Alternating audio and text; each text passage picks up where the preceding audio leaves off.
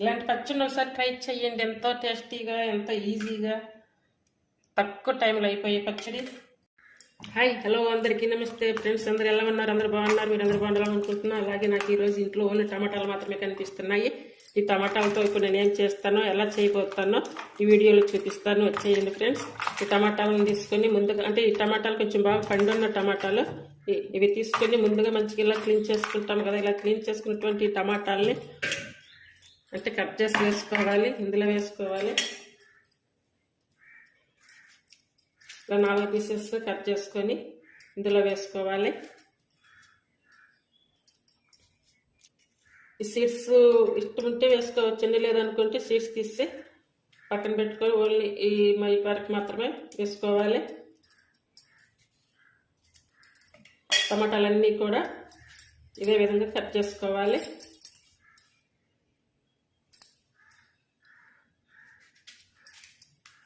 దాదాపుగా టమాటాలన్నీ కూడా కట్ చేయడం అయితే అయిపోయింది.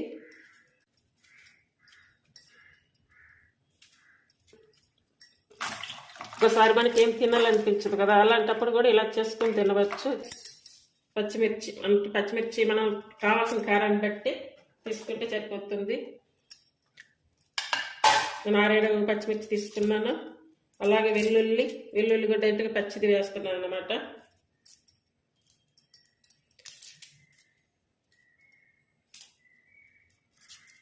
ఈసారి ఇలా తయారు చేసి చూడండి, చాలా బాగుంటుంది టేస్ట్. 2 వెల్లుల్లి తీసుకున్నా.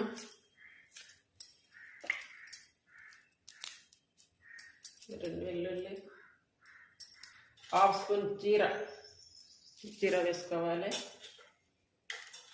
జీరా ఫ్లేవర్ తోటి ఇంకా బాగుంటుంది పచ్చడి.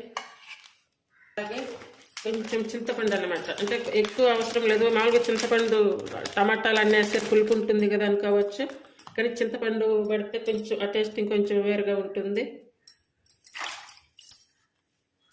కొంచెం అంటే కొంచెం.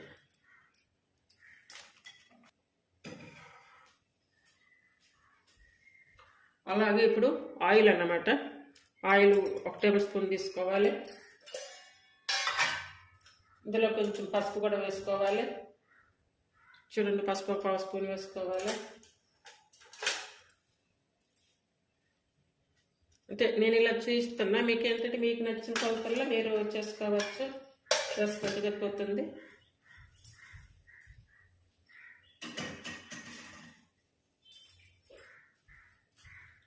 ఇప్పుడు ఇందులో కొంచెం వాటర్ వేసుకోవాలి. వాటర్ టమాటాకి ఉడికే అంత వేసుకుంటే సరిపోతుంది. ఇప్పుడు స్టవ్ వేయించుకొని స్టవ్ మీద పెట్టుకోవాలి. అంటే మీరు అనుకోవచ్చు, ఇప్పుడు ఇది వేయించుకొని చేసుకుంటే ఇంకా మంచిగా ఉంటుంది కదా అని. దేని టేస్ట్ దానిదేనండి. నేను కర్రీలో ఇంకా మిగిలింది కట్ చేసినటువంటి కొత్తిమీర ఉంటే అది కూడా వేస్తున్నాను. ఒకసారి అంతా కూడా కలుపుకొని మూత పెట్టి ఉడికించుకోవాలి.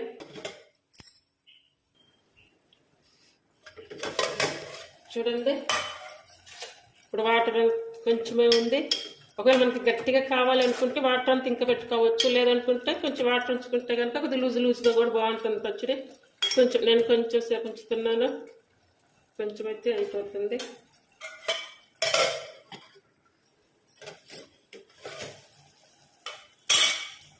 చూడండి, ఇలా వచ్చాక తీసి ఇదైతే నేను రైస్ కట్ చేస్తున్నాను. పచ్చడి ఇంకేలోపు రైస్ కూడా ఇనిగిపోతుంది.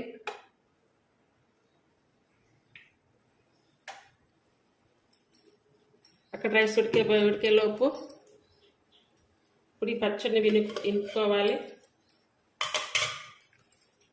ఇందులో టేస్ట్ సరిపడ సాల్ట్ వేసుకొని పచ్చడి అంతా కూడా పచ్చిమిర్చి టమాటాలన్నీ మెత్తగా మెదిగే వరకు.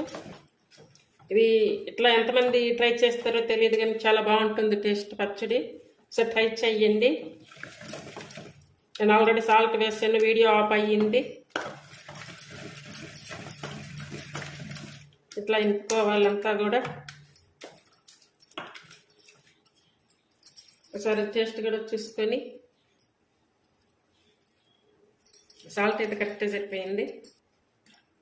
ఇప్పుడు అలాగే పచ్చి ఆనియన్ అన్నమాట. పచ్చి ఆనియన్ వేసుకోవాలి, చాలా బాగుంటుంది.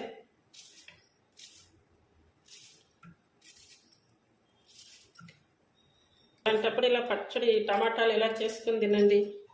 టమాటా పచ్చడి చాలా బాగా.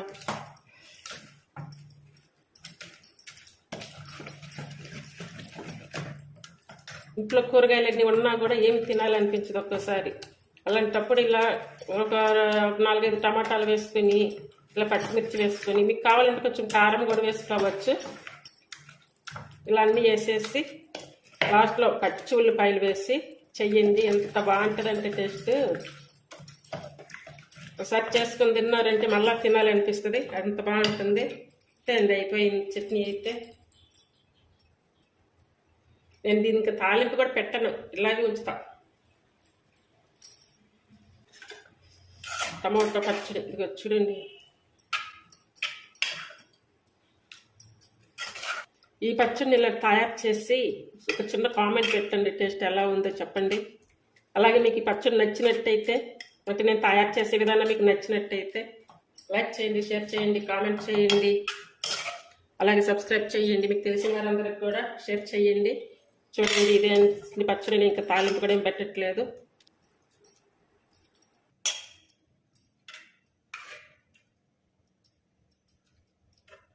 ఇలాంటి పచ్చడిని ఒకసారి ట్రై చేయండి. ఎంతో టేస్టీగా, ఎంతో ఈజీగా, తక్కువ టైంలో అయిపోయే పచ్చడి, సూపర్గా ఉంటుంది. అందరూ ట్రై చేయండి. Thank you for watching.